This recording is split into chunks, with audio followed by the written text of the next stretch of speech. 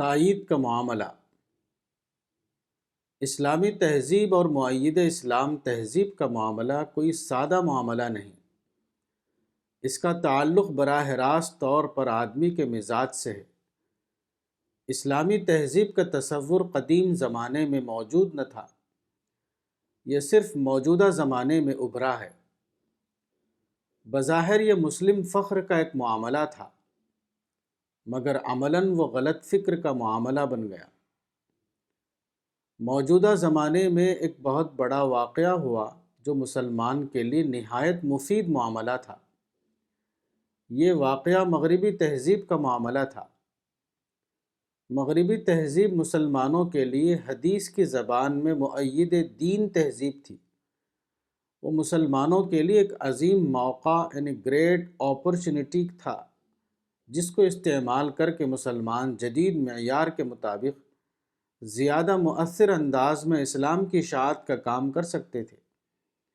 مگر اسلامی تہذیب کے نام پر فخر پسندی کا مزاج مسلمانوں پر اس طرح چھا گیا کہ وہ اس حقیقت کو دریافت ہی نہ کر سکے کہ مغربی تہذیب ان کے دین کے لیے تائید کا درجہ رکھتی ہے۔ موجودہ زمانے کے مسلمانوں کی غیر حقیقت پسندانہ سوچ کی وجہ سے مغربی تہذیب کو اسلام دشمن تہذیب سمجھ لیا گیا، جبکہ باعتبار حقیقت وہ ایک مرید اسلام تہذیب تھی۔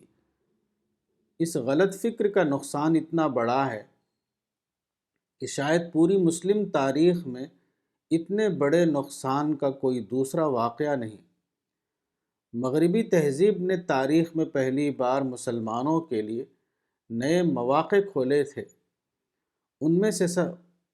ان میں سب سے بڑا موقع یہ تھا کہ وہ اسلام کی عالمی دعوت کے ناتمام یعنی انفنشڈ منصوبے کو تکمیل تک پہنچا سکے اور حدیث کے الفاظ میں اللہ کے کلام کو زمین پر آباد چھوٹے اور بڑے گھر میں داخل کر دیں۔